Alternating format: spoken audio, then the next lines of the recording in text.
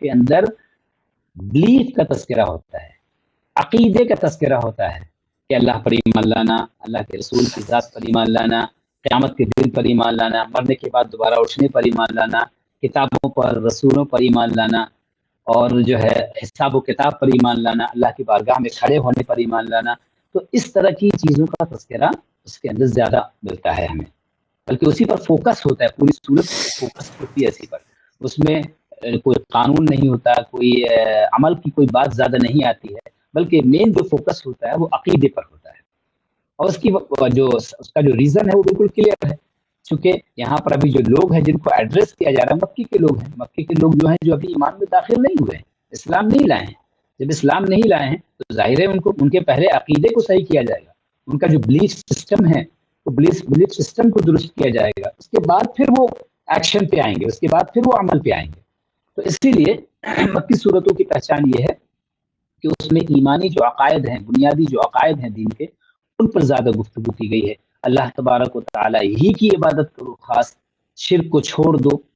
یوم آخرت پر ایمان لاؤ، جنت و جہنم پر ایمان لاؤ، اور جنت میں یہ نعمتیں ہیں اور جہنم کے اندر یہ سزائیں ہیں. ان باتوں کا تذکرہ جو ہے ایسی فرشتوں پر ایمان، خاص طور سے اس بات کا تذکرہ کہ فرشتے اللہ کی بیٹیاں نہیں ہیں جیسا کہ مشرکین کہتے ہیں، مکے کے لوگ کہتے ہیں، بلکہ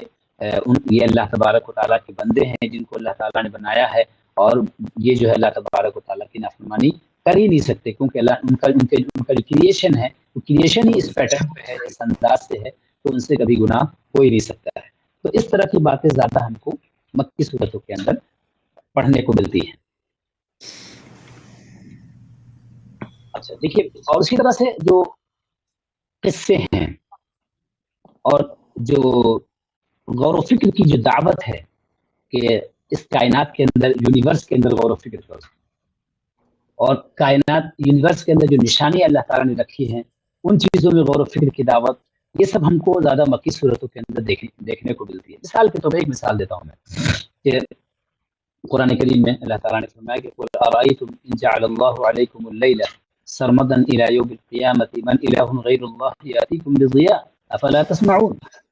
اے حبیب آپ فرما دیجئے کہ کیا خیال ہے تمہارا، اگر یہ جو رات ہے ہمیشہ کے لیے رہے، ختم ہی نہ ہو بالکل،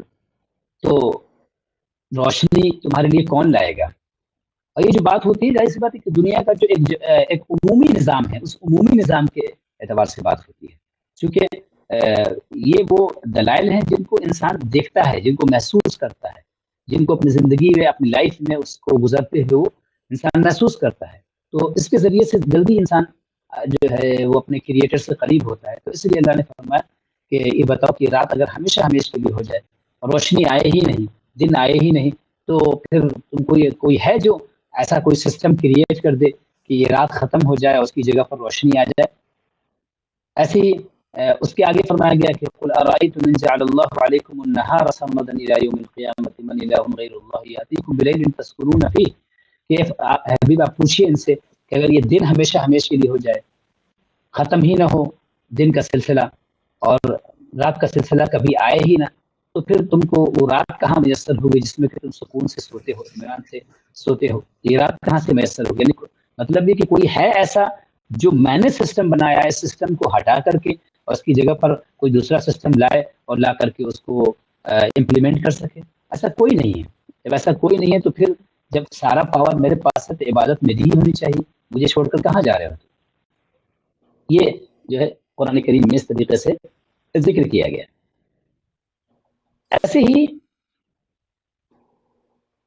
ہم دیکھتے ہیں کہ اللہ تبارک و تعالیٰ نے خود انسان کو مکی صورتوں کے اندر اپنے آپ کے اندر غور و فکر کرنے کی دعوت دی ہے، اپنے آپ میں. جیسے کہ قرآن کریم کی وہ آیت دیکھیے، اللہ تبارک و تعالیٰ فرماتا ہے کہ اولم یر الانسان انا خلقناه من نطفة فاذا هو خصيم مبين وضرب لنا مثلا ونسي خلقه قال من يحيي العظام وهي رميم قل يحييها الذي انشأها اول مرة وهو بكل خلق علیم. اللہ فرماتا ہے غور و فکر کرنے کے لیے کہ کیا انسان نے یہ دیکھا نہیں انا خلقناہ من نطفۃ، کہ ہم نے انسان کو اسپرم سے پیدا کیا، فاذا هو خصیم مبین، لیکن جب وہی انسان جب بڑا ہو جاتا ہے، اس کے پاس عقل و شعور آ جاتا ہے، طاقت آ جاتی ہے، پاور اس کے پاس آ جاتا ہے، تو اس بات پر جھگڑتا ہے اور کہتا ہے کہ نہیں، مجھے کسی نے پیدا نہیں کیا، یعنی وہ میرے خالق ہونے کا انکار کر دیتا ہے۔ وہ اس بات کو ماننے کے لیے تیار نہیں ہوتا ہے کہ میں جب مر جاؤں گا تو مرنے کے بعد پھر دوبارہ اٹھایا جاؤں گا اور میرا حساب و کتاب ہوگا، اس بات کا وہ انکار کر دیتا ہے۔ اسی چیز کے دوسرے مقام پہ اللہ نے فرمایا کہ وَيَقُولُ الْإِنسَانُ أَإِذَا مَا مِتُّ لَسَوْفَ أُخْرَجُ حَيًّا، انسان کہتا ہے کیا میں جب مر جاؤں گا تو دوبارہ زندہ اٹھایا جاؤں گا، دوبارہ زندہ کیا جائے گا مجھ کو؟ تو اللہ نے فرمایا کہ أَوَلَا يَذْكُرُ الْإِنسَانُ أَنَّا خَلَقْنَاهُ مِن قَبْلُ وَلَمْ يَكُ شَيْئًا، کہ انسان کو یاد نہیں ہے کہ ہم نے اس کو اس وقت پیدا کیا جب وہ کچھ بھی نہیں تھا، یعنی کچھ نہیں تھا تو ہم نے اس کا کریشن کر دیا۔ تو یہاں تو بہرحال ایک وجود ہے، ایک ڈھانچہ ہے، اور اس کا وجود ہو چکا ہے، تو دوبارہ کسی چیز کو بنانا مشکل ہے، یا سرے سے کوئی چیز موجود نہ ہو تو اس کو بنانا جو ہے یہ مشکل ہے۔ کیا مشکل ہے؟ اللہ تبارک و تعالیٰ نے جو ہے انسانوں سے سوال کیا ہے، تو انسان کو اپنے اندر بھی غور و فکر کرنے کی دعوت دی ہے۔ تو یہ بھی ہم کو مکی صورتوں کے اندر دیکھنے کو ملتا ہے۔ وفی انفسکم افلا تبصرون، اپنے آپ میں تم غور و فکر نہیں کرتے۔ یہ جو ہے، یہ جو دعوت ہے ہمیں زیادہ تر کہاں دیکھنے کو ملتی ہے؟ یہ مکی صورتوں کے اندر ملتی ہے ہم کو دیکھنے کو۔ اور اس کے علاوہ اور بھی بہت ساری نعمتوں کا تذکرہ، ان نعمتوں میں غور و فکر کر کے انسان کو اللہ کی طرف دعوت دی گئی کہ تمہاری یہ سواری، سمندروں کے اندر تمہارا سفر کرنا، کشتیوں میں تمہارا سفر کرنا، پھر کشتیوں میں جب سفر کرتے تھے تو اس وقت تم جب سمندر میں موج اٹھتی ہے، اس کے اندر لہر اٹھتی ہے، تو اس وقت خوف کی حالت میں تم اللہ کو پکارتے ہو، اور پھر جب اسی مصیبت سے نکل جاتے ہو تو پھر سے شرک میں مبتلا ہو جاتے ہو۔ تو ان تمام چیزوں میں غور نہیں کرتے کہ جب تم مصیبت میں پھنسے تو اس وقت تمہاری مدد کس نے کی، تم کو کس نے مصیبتوں سے نکالا؟ اللہ تبارک و تعالیٰ نے نکالا۔ جب اس نے نکالا تو اس کی ذات پر ایمان کیوں نہیں لاتے؟ تو اس طریقے سے ڈفرینٹ اینگل سے قرآن کریم میں اللہ تبارک و تعالیٰ نے جو ہے وہ دعوت دی ہے انسانوں کو کہ غور و فکر کریں اپنے آپ میں اور اپنے خالق و مالک تک وہ پہنچ سکیں۔ دیکھیے ایسے کائنات کی نشانیوں کی اگر بات کریں تو اللہ تعالیٰ فرماتا ہے کہ ان اللہ فالق الحب والنبا، اللہ تعالیٰ ہی تو پودوں سے دانے نکالتا ہے، پودوں کو چاک کر کے، پھاڑ کر کے اس میں سے دانے کون نکالتا ہے؟ زمین میں تم دانے لے جاتے ہو اور لے جا کر کے زمین کے اندر چھوڑ کر کے چلے آتے ہو، تو چھوڑ کر کس کے بھروسے چلے آتے ہو؟ وہ کون سی ذات ہے جو اس پودے کو ختم ہونے کے بعد، فنا ہونے کے بعد اس میں سے ایک نیا، اس دانے سے ایک نیا پودا جو ہے نکالتی ہے؟ تو یہ جو ہے اس طرح کی باتیں ہمیں مکی صورتوں کے اندر زیادہ ملتی ہیں، کیونکہ جو لوگ ہیں وہاں پر جن کو ایڈریس کر رہا ہے قرآن کریم، وہ نشانیاں ہیں کہ جن نشانیوں میں غور و فکر کرنے کے بعد انسان کو اپنے کریٹر کا ادراک ہو سکتا ہے، اس کا علم ہو سکتا ہے، اور وہ اپنے رب سے قریب آ سکتا ہے، اپنے پالنہار سے قریب آ سکتا ہے۔ تو اس لیے ان چیزوں کا تذکرہ قرآن کریم میں بہت ہی ڈفرینٹ اسلوب میں، ڈفرینٹ مقام پہ، ڈفرینٹ اسٹائل میں اس کو ان چیزوں کو پیش کیا، پریزنٹ کیا ہے قرآن کریم میں۔ ایسے ہی مکی صورتوں کے اندر ہمیں انبیاء کے قصے آپ قرآن کریم کا مطالعہ کیجیے، اسٹڈی کیجیے، تو آپ کو پتہ چلے گا کہ جو پچھلی قوموں کے جو قصے ہیں، پچھلے انبیاء کے جو قصے ہیں، وہ قصے آپ کو مکی صورتوں کے اندر زیادہ ملیں گے، بلکہ اسی میں ہی ملیں گے، چاہے وہ حضرت موسیٰ علیہ السلام کا قصہ ہو، یا حضرت عیسیٰ علیہ السلام کا قصہ ہو، یا قوم سمود اور ان کے نبی حضرت صالح علیہ السلام کا تذکرہ ہو، حضرت ہود کا تذکرہ ہو، حضرت شعیب کا تذکرہ ہو،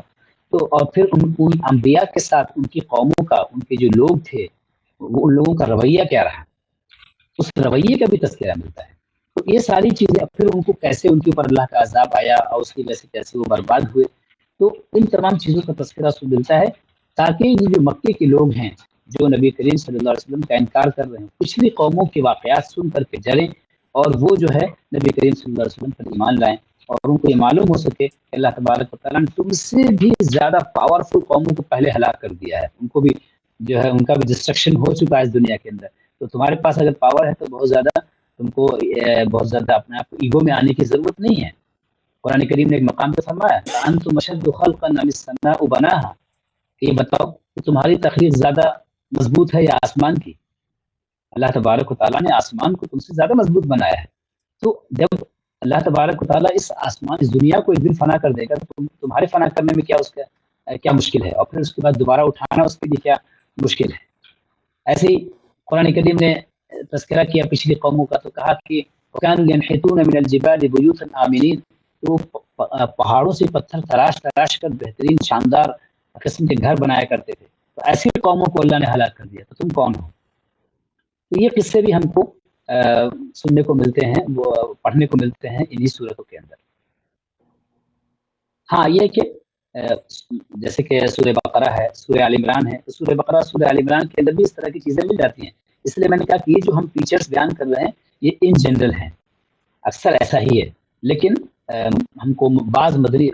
سے مراد خاص طور سے سورہ بقرہ ہی کے اندر ہم کو اس طرح کی چیزیں بھی مل جاتی ہیں جو کہ مکی صورتوں کے اندر ہیں، لیکن جتنی ڈیٹیلز کے ساتھ، جتنی تفصیل کے ساتھ مکی صورتوں کے اندر ان چیزوں کا تذکرہ کیا گیا ہے، اور مدنی صورتوں کے اندر ان چیزوں کا اتنا تفصیلی تذکرہ نہیں کیا گیا۔